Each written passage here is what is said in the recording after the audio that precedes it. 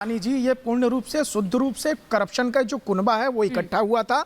एक दूसरे के ऊपर जो इस समय बड़े बड़े आरोप लगे हैं, जो गिरफ्तारियां हो रही हैं, कई लोग वहां पर बेल पर हैं। और देखिए वहां पर सीधा सीधी बात मैं कह रहा हूं, मैं अभी भी मेरे बात का जवाब नहीं दे पाए उन्होंने।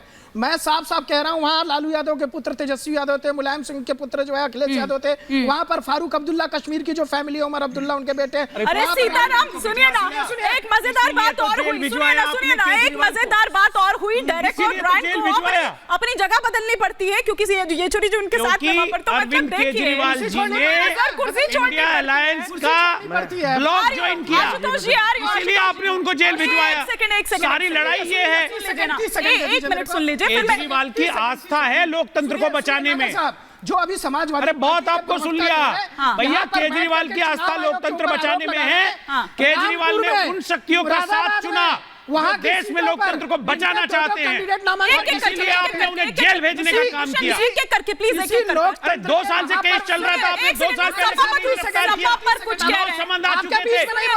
दुष्यंत जी इस तरह से नहीं, इस तरह से नहीं। एक सेकंड, आप दोनों को रोक, इस तरह से नहीं। दुष्यंत जी एक कर आप अपनी बात को रखिए ना। एक बार वो सपा को कुछ कह रहे हैं, उनको एड्रेस कर रहे हैं। बार समझ आया, लेकिन मैं समझ के आ रहा हूं भाई साहब, आपके राहुल गांधी जी ठीक है एक करके प्लीज, एक आपकी आस्था नहीं है। राहुल गांधी जी दबाना चाहते हैं, लोकतंत्र को कुचलना चाहते हैं। और अरविंद केजरीवाल को अकेला मत समझना, अरविंद केजरीवाल के साथ पूरा इंडिया से समझ नहीं आ रही है। एक कर रखते हैं अपनी बात। दुष्यंत जी एक सेकंड, वो कुछ कह रहे हैं सपा से, सुनिए ना, एक कर ऐसे समझ नहीं यार। अरे सर यहाँ तो इत्मीनान से थोड़ा सा कमजोर करना चाहते हो क्या? कोई आपको कमजोर नहीं कर रहा है, कोई आपको कमजोर नहीं कर रहा है। अपनी बारी पर बोलते हैं, अपनी बारी पर बोलते हैं। प्लीज आप कुछ कह रहे थे, फिर मैं आशुतोष जी से जवाब लूंगी उस पर। हाँ, कह रहा हूं आपको कि जिस प्रकार से आप रामपुर मुरादाबाद की बात, समाजवादी पार्टी के प्रवक्ता कह रहे थे, तो मैं कह रहा हूं रामपुर और मुरादाबाद जो इस लोकतंत्र का महापर्व है, जिसमें जनता जो है उसको एक महापर्व की तरह मनाती है, पूरा चुनाव आयोग, पूरा इस देश, पूरा संविधान उसको एक पर्व की तरह मनाता है। वहीं पर रामपुर और मुरादाबाद की सीटों पर मनाने से पहले क्यों चेंज करी? और आप यहाँ पर बता दीजिए, बता दीजिए प्रधानमंत्री जी को क्या आवश्यकता थी? यहाँ पर अरे भारत के मुख्य न्यायाधीश में भरोसा नहीं था क्या? अगर लोकतंत्र में आपकी आस्था थी, लोकतंत्र में आपकी आस्था थी, क्यों बदला? ऑर्डिनेंस ला के रातों रात क्यों बदला? सवाल का जवाब नहीं दे सकते। ठीक है, हो गया तुम्हारे लिए पर्व। दोनों को रोक रही हूं, देखिए इस तरह से नहीं चल पाएगा, इस तरह से नहीं चल पाएगा। प्लीज ऑडियो डाउन कर दिया जाए स्टूडियो का और सिर्फ आशुतोष जी का ऑडियो उठा दिया जाए। और आशुतोष जी जो बात सौरभ दुबे जी यहाँ पर कह रहे थे उस पर भी जवाब दे दीजिएगा प्लीज, एक करके प्लीज। आ रही हूँ खरेंद्र जी। मान लीजिए कुछ सुनाई पड़े तब तो मैं जवाब दूं। जरा हमको सवाल तो सुनाइए। रामपुर और मुरादाबाद सुनाई पड़ रही है। हाँ ठीक है, आप अपना सवाल दोहरा दीजिए। जो रामपुर और मुरादाबाद की सीट है, वहां पर आपकी पार्टी के चुनाव लड़ने में इतनी होड़ मची थी कि दो लोग जाकर के नामांकन सीटों पर नामांकन किया। तो वो लोग लोकतंत्र में विश्वास रखते हैं, वो इस महापर्व में शामिल होना चाहते हैं, वो चुनाव आयोग पर भरोसा करते हैं। तो क्या आप उस कैंडिडेट के साथ विश्वासघात नहीं कर रहे समाजवादी पार्टी? ठीक है, आप जवाब ले लेते हैं। ये एंकर है, कौन है ये मानी जी? पॉलिटिकल एनालिस्ट हैं। अच्छा, पॉलिटिकल एनालिस्ट। देखिए ऐसा है कि ये जो जिस तरीके से बातें कर रहे हैं, मैं 2-3 चीज़ बहुत साफ कर दूं।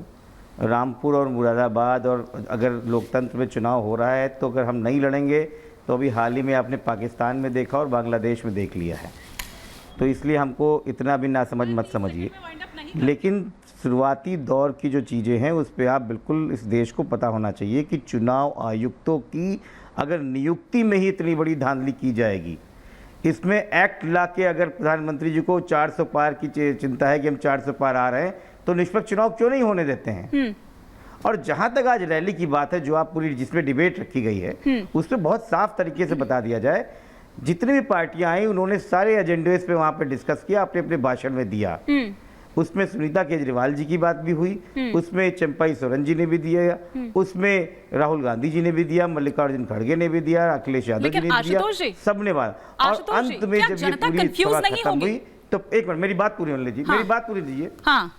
नहीं, जनता कंफ्यूज इसलिए है, मैं बता रहा हूँ। उसके बाद 5 मांगे स्पष्ट तौर पे रखी गई हैं और अगर आपने नहीं देखी तो उसको फिर से देख लीजिए, 5 मांगे मैंने बिल्कुल देखी।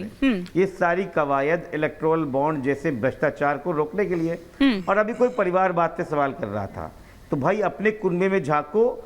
आज मोदी जी एक बड़े परिवार के साथ में खड़े थे, चौधरी चरण सिंह के पपौत्र चौधरी चरण सिंह, जो अजीत सिंह के चौधरी चरण सिंह के बेटे जो अजीत सिंह के जो बेटे जो जयंत सिंह, उन्हीं के साथ खड़े थे। तो पहले दूसरे के घर में ईंटें मारने से पहले अपने घर में जाको।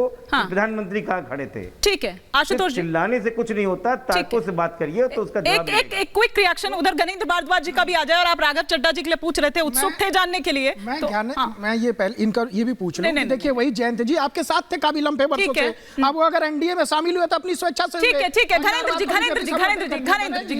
जी सर मुझे पूछ रहा था सर, ठीक है मैं ये पूछ रहा था कि राघव चड्ढा जी जो इतने संकट के समय में आज केजरीवाल जी का साथ छोड़ करके लंदन में बैठे हैं, आप दिल्ली पे इतना बड़ा जो है आपके संकट छाया हुआ है। घनेंद्र जी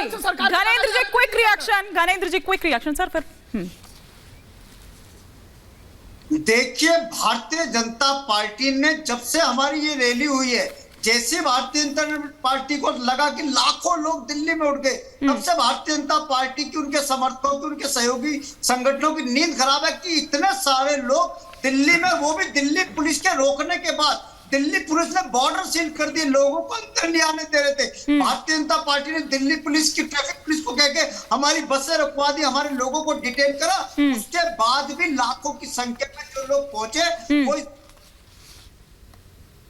नरेंद्र जी आपका ऑडियो चला गया है, लेकिन बहुत शुक्रिया आप सभी मेहमानों का हमारे साथ जुड़ने के लिए। आज के सफर में फिलहाल इतना ही, यहाँ पर रुकेंगे एक छोटे से ब्रेक के लिए।